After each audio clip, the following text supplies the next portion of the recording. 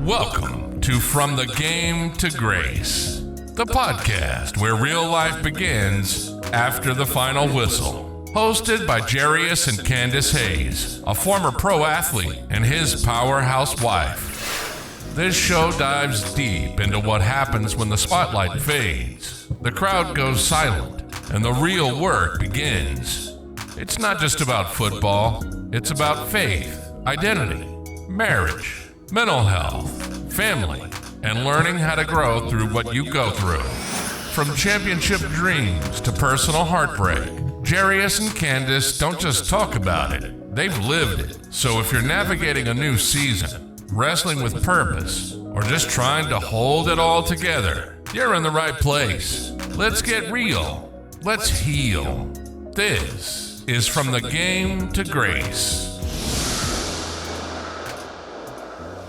Welcome, welcome, welcome, and we are back with another episode, and we have a special guest here. We have attorney Robin Drake here. Thank you so much for coming and for, just saying yes, first of all. Yeah, thank you so much. No problem. Thank you for the invitation. Mm-hmm. I look forward to the interview. I think we're going to have a good time. Yeah. So we have attorney Robin Drake here. I've been knowing her for quite some time now, and I just think that she is inspiration to a lot of people here in the community and locally, and I love her, and so many people love her. So I just wanted to do something different with this episode. And it's we're talking about leading through with grace and breaking those barriers in the community and being an entrepreneur and all that good stuff. So we're just gonna go ahead and kind of dive in and kind of talk about some things. And some of the things that you're doing right now, you're leading the. You serve as the president of the Greater Huntsville area chapter of the National Coalition of 100 Black Women. And tell us a little bit about that. Tell us what even made you get into that organization. And I am a part of that organization, but just tell me what really made you get into that. And now that you are the president, you've been the president for quite some time. This is our third year. Okay. Third year, yeah. Yes. Okay. Mm-hmm. Okay. And let's just go from there. Okay. So I joined the National Coalition of 100 Black Women Incorporated Greater Huntsville Area Chapter because I got a call one day, and a previous member said, "Hey, we need legal counsel. We need legal counsel." Mm-hmm.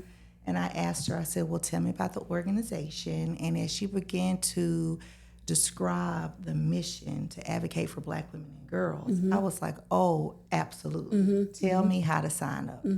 So I was interviewed.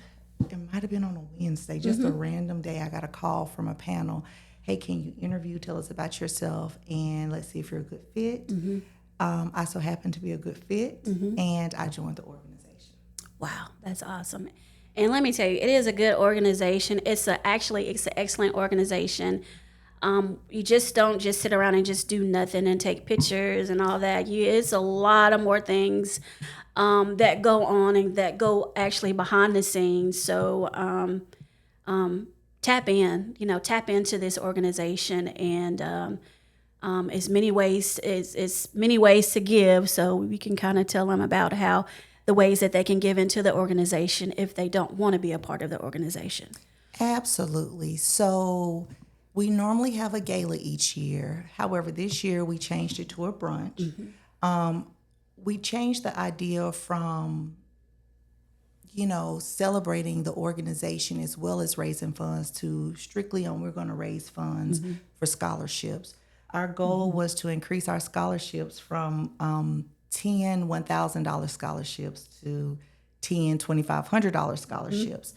And our goal is to send as many young ladies to college as we absolutely can, or if you want to go to the workforce, it doesn't have to be a 4-year college. Our goal is to educate girls. So I presented the idea right before my new term as president. I wasn't sure if I was going to win presidency, but I was like, we got to change some things here.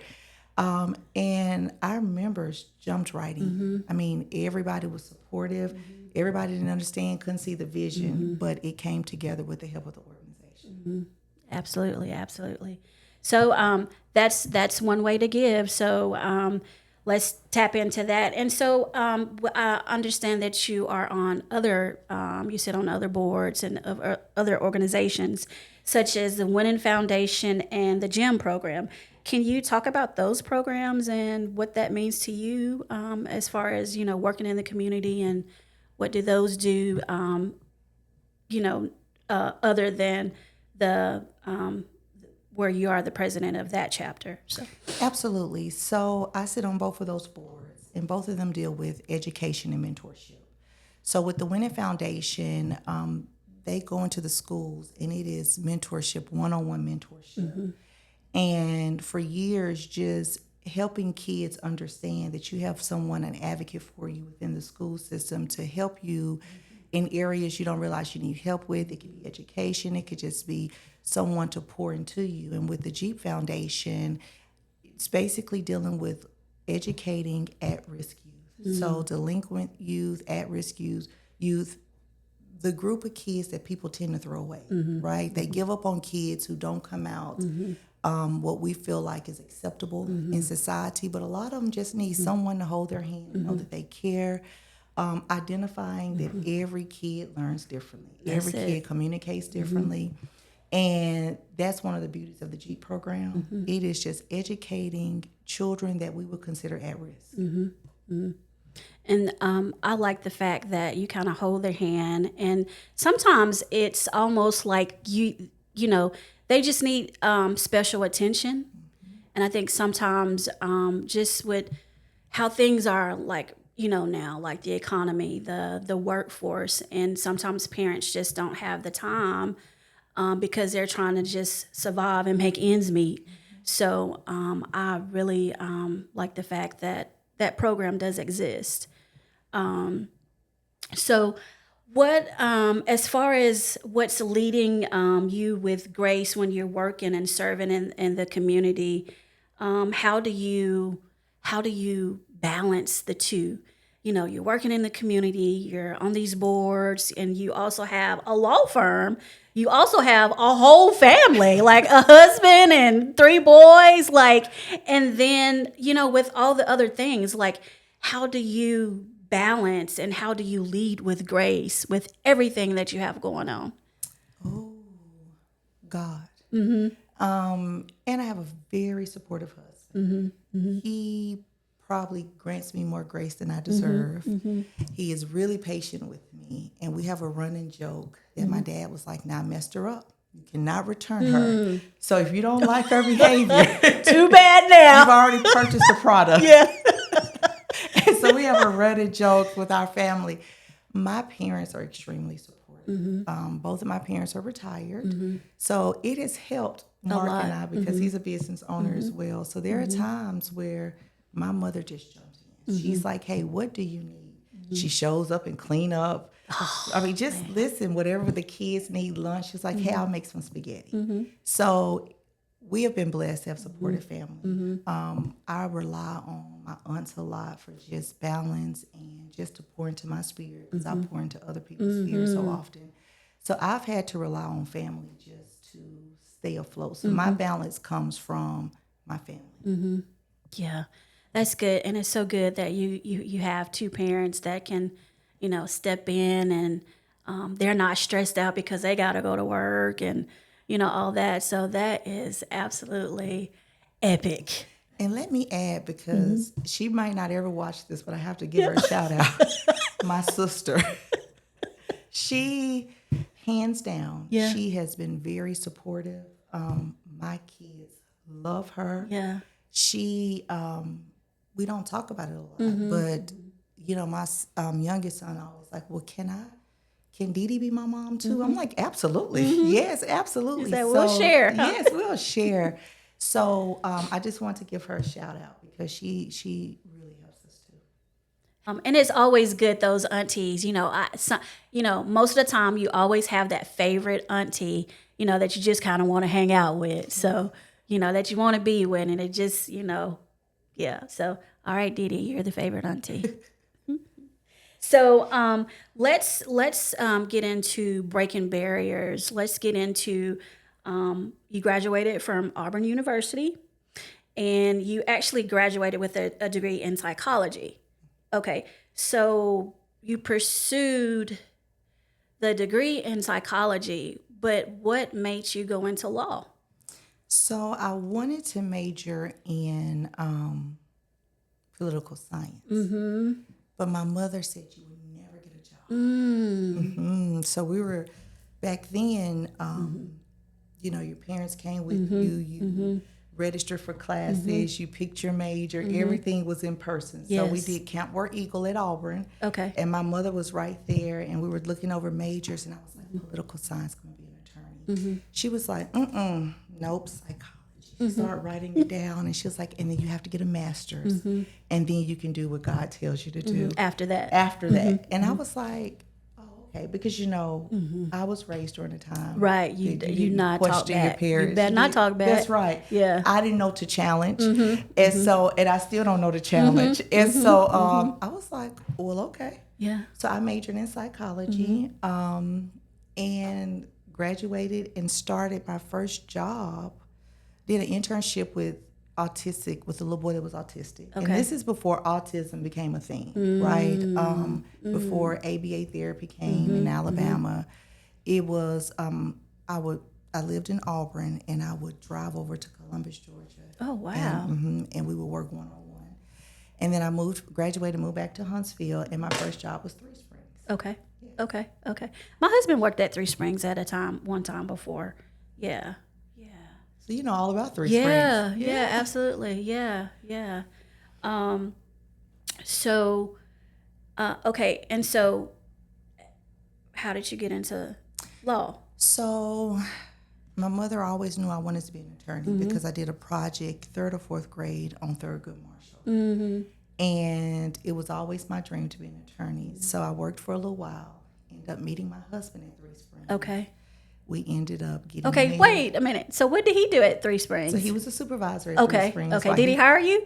He did not hire me. Okay.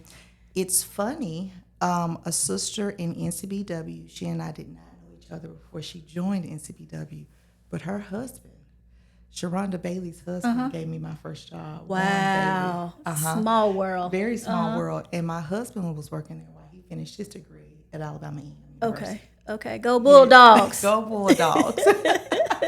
So we end up meeting, absolute friends, just talking about what our future plans were, how do we plan, just to survive. Because, back then you didn't, people weren't talking about 6 figures. He was just trying to survive in your area. And he was trying to finish his degree, and we ended up being friends. Wow. Yep. So met my husband. We might have been friends for maybe 6 months. And he said, God said, you're my wife. Wow. And I just was like that. Yeah, for him. I was like, God didn't tell me that. Lord. I don't know yet. And he was like, well, just plan a wedding and pray for it. And I did just that.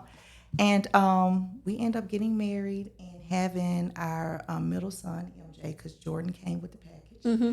And I looked at him one day and I was like, I'm going to law school. And he was like, okay. Wow. What a love story. Literally, like, what a way to meet, your spouse. Like, you're working and y'all working and, in the field. And then, like, it's like total God. Like, I mean, it's like he didn't miss. No, he did not miss. He's like, hey, I'm going to join them right here. Yes. Wow. That is absolutely amazing. Okay. I never knew that. I never knew that. Wow. Okay. So,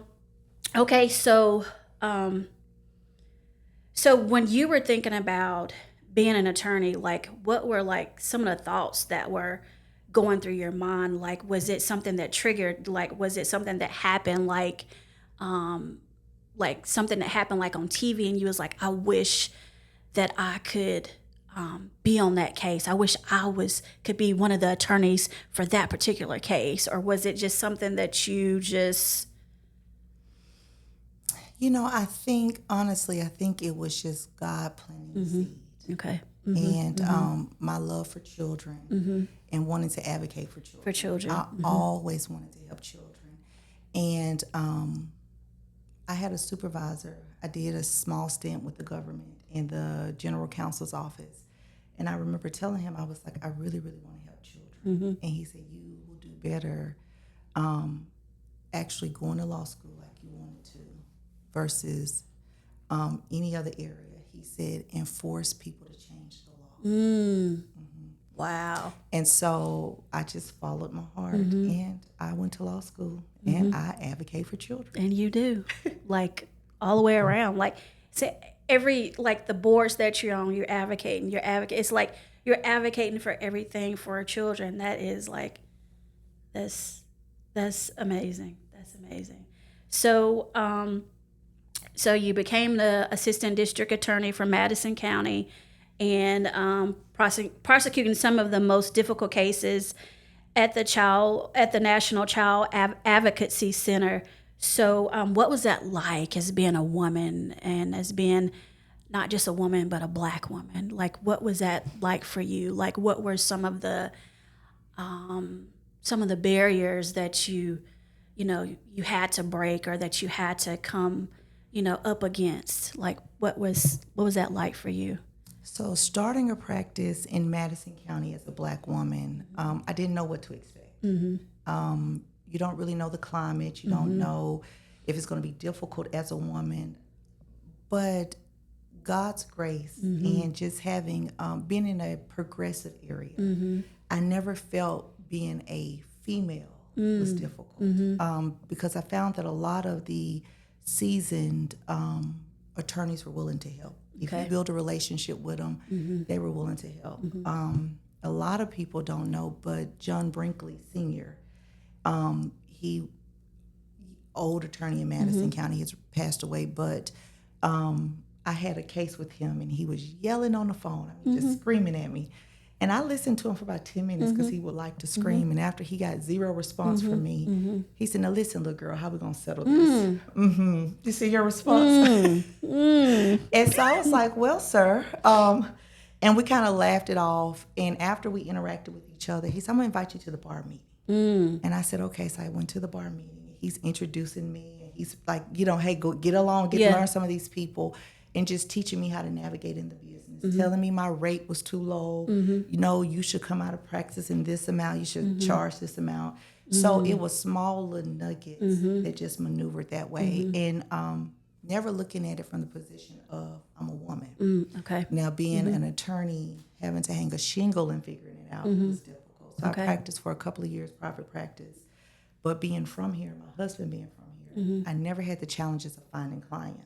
Okay. Because my family, people knew you. Oh gosh, they would just, hey, sure, try this. So that's how I figured out what I like, because they would just give me their cases. I'm like, well, I've never done this before. Right. It's fine, you're smart. That's how they would respond. You'll figure it out. You'll figure it out. And I did most of the time. But it was a difficult transition, not just having a mentor come out and, hey, how do you do this? So once I found someone that, hey, you've practiced this type of law, what do I do? Matisa Henderson was great when I started practicing family law. She would answer all my questions. And she taught me that if you know your case, you're okay. You go in there and do what you know to do. And you'll figure out the rest as you go. So that was helpful. Okay. Transitioning to the DA's office and being in an environment, at the time I was the only Black female, and we had one Black male attorney. I didn't feel the race issue. Okay. And they allowed me to sit in all my Blackness, right? Oh, really? Oh, gosh. Oh, wow. If I came in and said, they never made me feel like... You had to code switch. I never had to code switch. Okay. Like, I would say things and they would laugh and keep it moving like, well, that's just who she is, right? So that was the beauty of being in Madison County. I like that. And learning that prosecuting, you just need to be fair. Regardless of the race, regardless of their age. I was taught through that particular office, you look at the file and look at the facts. Okay. Look at their rap sheet. Look at, what the crime says, how many crimes they've broken, how many times they've been convicted. And it made it so much easier to prosecute. So people would be shocked when they would come in court, and I wouldn't know their race. I would look at their age to see if they were a juvenile. But their race didn't make a difference. Okay. Their criminal history made a difference. It did, yeah. And the facts of the case. Okay. So I never had to code switch in that environment. The difficult part for working in the Child Advocacy Center was trying cases and people not believing the kids. Like, they didn't realize that this case didn't just come up for trial 4 or 5 months after the arrest. This kid has sat in this for 2 or 3 years. So if they can come and tell the same story to strangers, they're telling the truth. Jeez. Wow. Oh. And we didn't prosecute everything. Yeah. Everything, you know, some things you look and say, yeah, we don't know if that's true. We don't know if we can prove that. You know, some things, a lot of things pled out. But if it did not plead out and we're here for trial on sex abuse cases, we're here for a reason. Right. So it's hard for, you know, you put a child on the stand and someone not believe the child. Oh, my God. That's, yeah. And so we're talking about that, but my mom was a social worker, and she was a social worker for like 30 years. And she just had such a heart, you know, for children and families and stuff like that. So, and she couldn't ever talk about, you know, what was going on because of all the, you know, the different things. But you could kind of tell that sometimes when she would come home, it would just be like, you could just kind of feel like the weight, you know, that she was carrying and then all that. But that's kind of heartbreaking when people don't believe, you know, the children when they're, you know, telling the truth and when they're saying, you know, the different things that they went through. So, wow. This is getting, you know, this is really getting interesting here. Yeah. So after being the district attorney and then progressing, and then your transition into your own firm, how did that come about? So when I passed the bar, I think my first case, I think it was my husband's cousin. Okay. He was like, hey, I need you to handle this. And I was like, oh. So I hung my shingle. Might have practiced 3 or 4 years, went to the DA's office. I think I was there for 3 or 4 years. Okay. And a month before COVID hit. Oh. I had Julius, which was a difficult pregnancy. And then I went back to the DA's office, and it might have been a month before COVID hit. My spirit was so heavy from the work because people don't realize that practicing as a prosecutor, even if you win the case or the trial, something tragic led there, right? Yeah. And if you're talking about felonies, it could be a robbery, it could be a murder, it could be a sex crime, it could be anything. It's heavy work. And I remember I came home and told my husband, I said, my spirit is heavy and I need to change. I need to do something different. And he's never flinched, right? He's, you know, when I say my spirit is heavy and I need to do something else, he says, okay. And so I was laughing because we have another running joke I have to tell you offline, but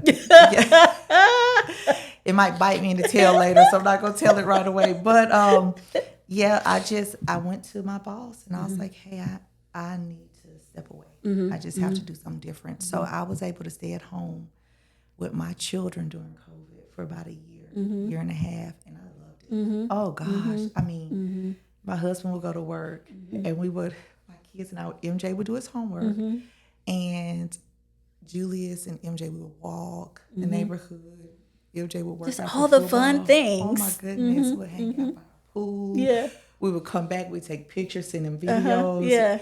My husband would come home, we'd cook dinner. Like it was everything perfect, right? But then people kept calling like, I need a lawyer. And I'm like, but I'm just really having fun being a mom. But I went back to work, went back into private practice, hung a shingle. And I might have been in private When practice. you say hung a shingle, what does that What is that lingo? That means you go and open a practice. Okay. No Okay. clients. Okay. No money. Okay. You just go and say, you know what, I'm going to practice Getting it out law. the mud. Yeah, you got to get it out Yeah. the mud. Okay. And that's what I did. I rented a one office space, met with my clients at Build Up, met a colleague Jason Jones, who had an office, but I think he was part-time still at the government. And he was like, are you looking for an office space? And I was like, I mean, sort of, yeah. Sure, I'm renting a room right now. And so I went over there with him and still wasn't coming into the office full-time because it was like, I'm going to slowly bring myself back into this. And as everything began to pick up, I looked at him one day, I was like, let's get a different space. So I moved him out his space. No. Get out. He real generous, sweet like that. Like, okay, he's married. He was like, I know what this looks like. We get a different space. And I end up, one of the DHR attorneys ended up taking a position at Alabama A&M as their general counsel. And I applied for the deputy attorney general position. And that's just a contract through DHR to prosecute on behalf of DHR, child abuse and neglect, because apparently that's my thing. And end up getting the contract. So just full steam ahead again. Private practice and the contract with DHR. Wow. You just, it's just like each thing where you shift is just like you just gracefully just walking in it. That is absolutely amazing. Wow. Okay, well, so we're going to talk about now like the grace to flow. When moments when you felt underestimated or overlooked, how did God's grace, show up and remind you that your flow couldn't be duplicated? So I typically, I have to sit in it for a minute. Okay. So when things don't go as planned, when I'm in trial, I replay it in my mind. Like, what could I have done differently? What did I not communicate well? I call other attorneys. Let me ask you about this. How could I have asked this question differently? What should I have focused on? And then I pray. And I say, God, show me what I did not see. Because sometimes it's not me. Sometimes I can read the room, I can read the energy. And I might wake up in the middle of the night. And God will tell you. Yes, and I'll wake my husband up and say, I got it. So here it is. Here it is, right here. It. Yeah. And I've learned to say, okay, because a lot of times people think you can't see them maneuvering in the background against you, but God shows it every time, and I show it with grace every time.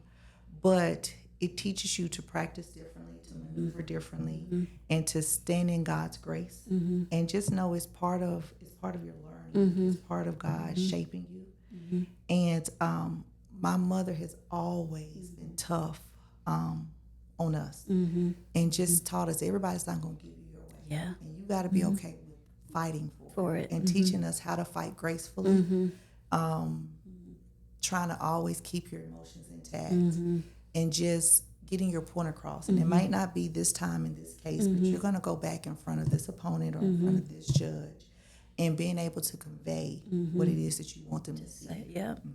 Wow. Yeah. What would you say to women who are fighting to be seen and respected in places that weren't built for them? Stay prepared. Stay prepared. We don't expect people to give us things. We don't. As African American women, we don't expect to be given things. We've been taught over and over. We got to be willing to go out there and get it and take it. And don't get discouraged because it didn't go your way the first time. I mean, gosh, what will be the lesson if everything you tried, you succeeded, right? So failure is part of God's plan. Yeah. You learn so much when you fail. You learn so much when you lose. When I don't get the outcome I want in court, that's when I go back and say, let me go look this up. Let me go verify this law. Okay. Let me go verify this objection. Let me go, because it won't happen to me again. You know, so I think we have to just get comfortable with the idea that we have to fight, and with fighting comes losing. Sometimes you lose, and you got to be okay with it. And not that you say, well, I lost and I'm not going to try again. We got a rule in my house. You get to cry for 24 hours, and then you suck it up, buttercup. And get up. And you got to get up. So that's just part of the branding of life, of being an African American woman. And we just can't make excuses. Yeah, that's good. Yeah, because if you make one excuse, then it's another excuse, and then you get to where you're not doing anything. You're just kind of hanging out. You know, you're not being productive. Correct. So yeah, okay. Well, that's good. So we always kind of leave with this signature question, and in life, biggest wins, they don't come from playing the game. They come from surrendering to God's grace. What does that shift from game to grace look like in your story? So I had to learn to be obedient. Oh, I struggled with obedience because I wanted my way. So I'm the baby amongst my parents. I'm the youngest in the first set of grandkids on my mother and father's side. Oh, wow. And so I had to learn that when God speaks, to be obedient. And this is something that I have currently accepted about my personality, because I wanted to go back and forth with God. Like, no, wait, that wasn't the plan. And when it wasn't my plan, I would get so upset, I would cry. And God speaks to me clearly. I want to be real clear. And he's like, well, I tried to tell you. And there are moments when I know that I'm not obedient, and he has shown me. And that's with people that I've invested in, businesses that my husband and I have attempted to invest in. And he's shown me that that is not the move you need to make. And so just being obedient and listening and trusting his word, right? So I would say my change came from learning to be obedient. Okay. That's good, because sometimes we can go all the way around the world, you know, and not listen.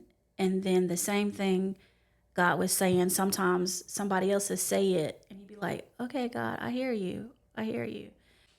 If people wanted to hire you as a representative, you know, how can they go and how can they contact you? You know, do you have your website? Do they need to call you on the phone, or what do they need to do in order to reach out to you? And if they, feel like, hey, I really want this lady to represent me. You can reach me by phone at 256-800-6715. I have my website. It is www.thedrakelawgroup.com. People inbox me on social media. People call a friend of a friend. My email address is Robin, ROBIN, at thedrakelawgroup.com. Okay. All right. And so we have this candle here that we wanted to give you from the Game to Grace. And we would like to, give you that. Thank you. Yes. So this is one of your mini candles. Yes, I just want to say that she's not talking about the company that they own, but they own a candle company. And we have absolutely switched from one of the brands. I don't want to say the brand. Yeah, please don't. I don't want to be sued. But our family loves your line of candles. Thank you. The fact that our youngest son isn't sneezing. My husband's not getting migraines. And my office colleague, he said, hey, we're running low on our candles. I said, I got to order in. I just need to pick it up. So please support your company. What's the name of your company? Candy's Candles. Candy's Candles. Absolutely fantastic. So If you find yourself getting headaches from burning other candles or your children are sneezing or you're sneezing, she's figured it out. Thank you. Thank you so much. Thank you so much.